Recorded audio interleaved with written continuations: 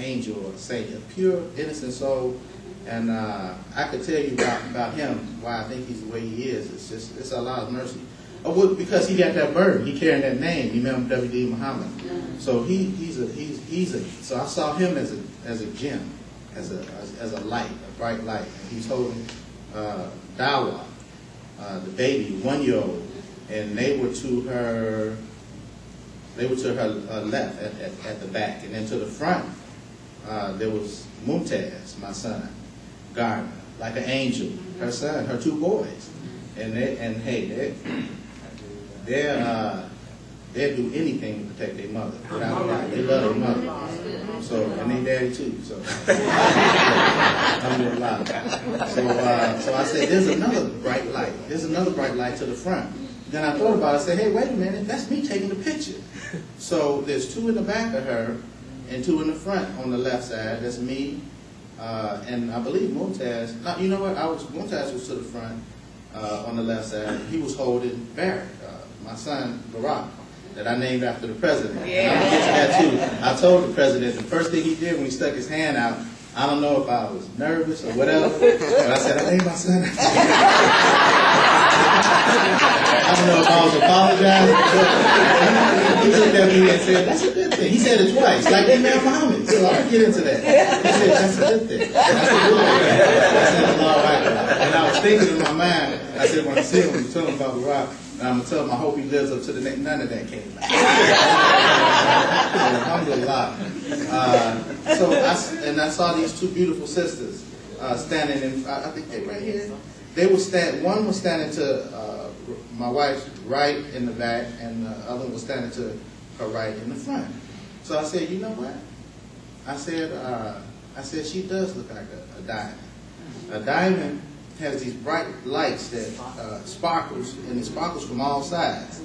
And also, usually when you see a diamond, the jeweler, you know he's a man that has looked further than the material reality and looked at Allah as being the jeweler, and the creation of the believer or the human soul as being the diamond. Think about that. Think about the human soul as being the diamond, and Allah is the jeweler. So the jeweler is praising Allah by reflecting on the beauty of the human soul and the potential that lies in the human soul. And once Allah has guided and taken it to his destiny and developed it to make it a whole human being, then he has that diamond that he's satisfied with, and he gives off the light all around, all sides. So that jeweler, when he designs that diamond, if you notice, most of them have a little point at the bottom. There are facets everywhere. And that's the reason why, because each one of those facets reflects and gives off light. And isn't that what Allah does to us? Yes. Allah develops us. You have one facet, gives off a light. Right. Gives off a light. And then it goes on to you have many, many facets until the jeweler is satisfied with it, to the point where, and then there's never a facet at the bottom. And there's a purpose for that. The reason for that is because when the light hits that, he don't want it to look like it has a foundation. He wants it to stand alone, like the human soul. And like the stars that appear, and like the angels are. They seem like a pure light. And many times if you see a diamond hit the light out in the bright sunlight, it'll flash, and you don't see the ring. You just see the flash. Okay? So that's the believer. That's the man that once Allah has developed him to his full potential, that he reflects light all around. And has many facets. They call them facets. I heard Imam Muhammad mention facets. I can't put my finger where, but I thought to myself, I said, alhamdulillah. And then I thought to myself, I said, you know what? We put a ring. And most of us probably aren't aware of that, so I have to share that to you brothers, that when you put that ring on that sister's hand, you should put a diamond on her hand and tell her that I appreciate the beautiful facets that I see in you, and I thank Allah for that. And I put this ring on your finger because I hope that if you accept my hand in marriage, that I hope that Allah will bless me to see you in your full life. See your many beautiful facets that I want to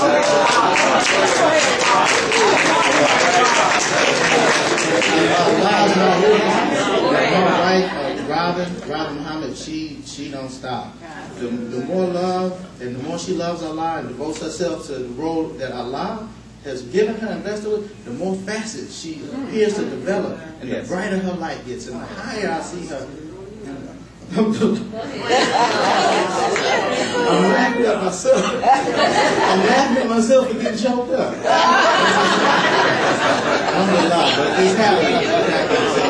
But if you appreciate the gifts that Allah and the mercy that Allah gives you, and thank Allah, and always put Allah first, that He will increase your knowledge and increase your blessing and benefit. So I said, so I was laying there, I'm still talking about what came to my mind after prayer. And I said, that's a message from on high. Because as it unfolded, I'm a little nervous and a little not smooth with it. But when it came out, if I didn't know that was my voice talking, if it was I said, Imam, I got a message from heaven. And my Imam is speaking to me right now. And I thought about it and I said, you know what? That is not just the soul. That's not just my wife. The message came from my wife. What's her name? Robin? Right. The message came from on high, from heaven. Little bird is a creature of the heavens, right? So I said, that's the message. At the beginning of Ramadan, I said, that's the message from heaven. And then Imam Talib calls me. And he said, you got the invite. So I said, uh-oh. I said, that's another heaven. The White House. I said, that's another heaven. I said, that might be the real message. That's why that little robin bird, he said, yeah, I got a message for you. But that ain't it. I'm not going to fly off into the sky and go away. I'm just going right back here. I'm going to sit back here, you know, and I'm still watching you. Because you got another message coming. So when I got that message, you know, I'm thinking the Ramadan session. You know, I'm tunnel vision. I said, during the Ramadan session, I said, I want the official email.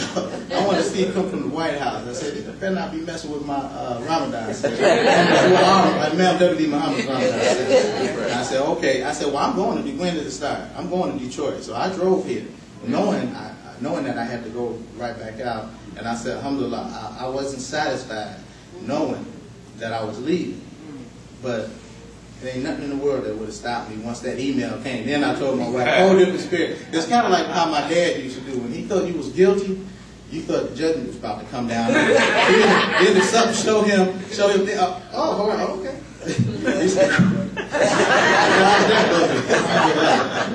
You know, so it just, he turned it off completely. So my wife saw that and said, okay, all right. Yeah, you know, so have a little faith, you know. And I'm patient. I'm extremely patient. I've been told by people, you know, that my patience just gets on their nerves.